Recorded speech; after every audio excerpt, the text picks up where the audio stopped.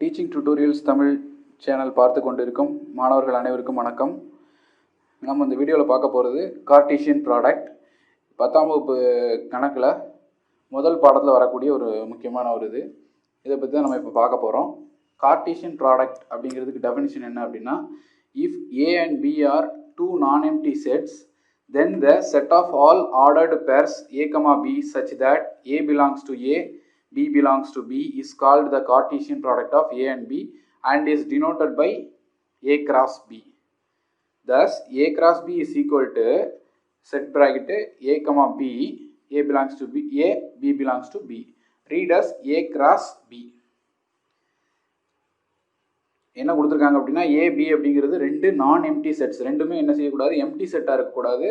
ரெண்டுமே எம்டி செட்டாக இல்லாமல் ஏதாவது எலமெண்ட்ஸ் உள்ளே இருக்கணும். Then the set of all ordered pairs. Ordered pairs அந்த மாதிரி எழுதக்கூடியது ஏ கமா பி. இதில் வந்து ஏ அப்படிங்கிற கேபிட்டல் ஏ அப்படிங்கிற செட்டுக்குள்ளே இருக்கக்கூடிய ஒரு எலமெண்ட்டு, ஸ்மால் பி அப்படிங்கிறது கேபிட்டல் பி அப்படிங்கிற ஒரு செட்டுக்குள்ளே இருக்கக்கூடிய ஒரு எலமெண்ட்டு. இது ரெண்டும் என்ன செய்யணும், ஆர்டர்ட் பேர்ஸாக எழுதணும். Is called the Cartesian product, set of all ordered pairs. இதுதான் வந்து என்னது கார்ட்டீசியன் ப்ராடக்ட். இதை நம்ம ஒரு எக்ஸாம்பிள் மூலமாக பார்க்கும்போது உங்களுக்கு வந்து தெளிவாக புரியும். ஒரு எக்ஸாம்பிள் இப்போ நம்ம பார்த்துக்கலாம்.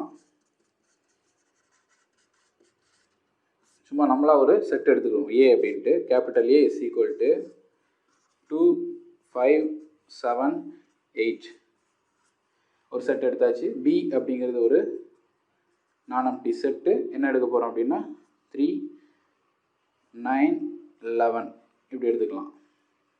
ஏ அப்படிங்கிற ஒரு செட் எடுத்தாச்சு, பி அப்படின்னு இன்னொரு செட் எடுத்தாச்சு. ரெண்டுமே நான்-எம்ப்டி செட்ஸ் எடுத்தாச்சு.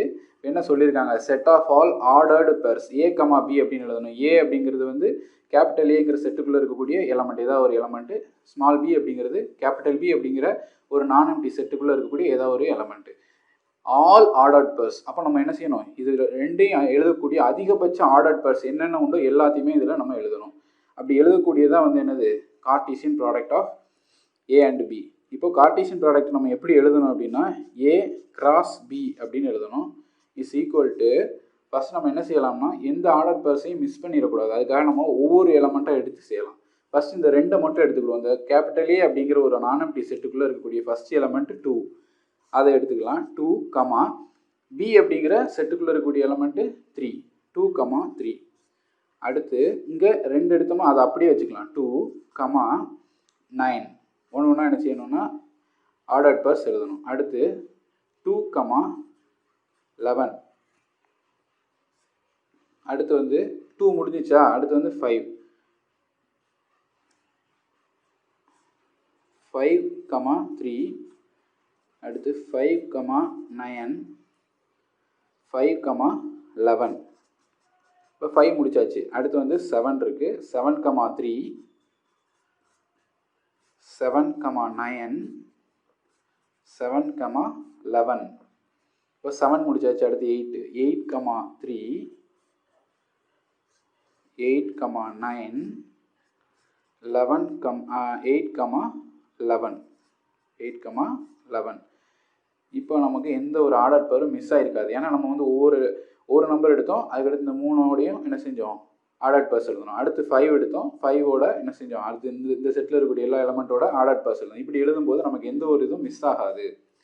அப்போ ஏ கிராஸ் பி அப்படின்னு எழுதியிருக்கக்கூடியது தான் வந்து என்னென்னா ஏ பி ஆகிய செட்டோட கார்ட்டீசியன் ப்ராடக்ட்டு. இப்போ பி கிராஸ் ஏ எழுதுனா அது வேறு மாதிரி வரும். இப்போ ஏ கிராஸ் பியும் பி கிராஸ் ஏயும் எழுதும்போது வேறு மாதிரி வரும். அப்போ இது வந்து ஏ அண்ட் பியோட என்னது கார்ட்டீசியன் ப்ராடக்ட். ஓகேவா? கார்ட்டீசியன் ப்ராடக்ட்னா என்னென்னு இப்போ பார்த்துட்டிங்க. இது சம்மந்தப்பட்ட எக்ஸசைஸ் சாம்ஸ் வந்து நம்ம தனி வீடியோவாக போட்டிருக்கோம். அதை வந்து லிங்க்கில் கொடுங்க, அதை போய் பாருங்கள். இந்த வீடியோ பிடிச்சிருந்துச்சு அப்படின்னா லைக் பண்ணுங்கள், உங்கள் ஃப்ரெண்ட்ஸ்க்கெல்லாம் ஷேர் பண்ணுங்கள், இந்த சேனலை சப்ஸ்கிரைப் பண்ணுங்கள். நன்றி.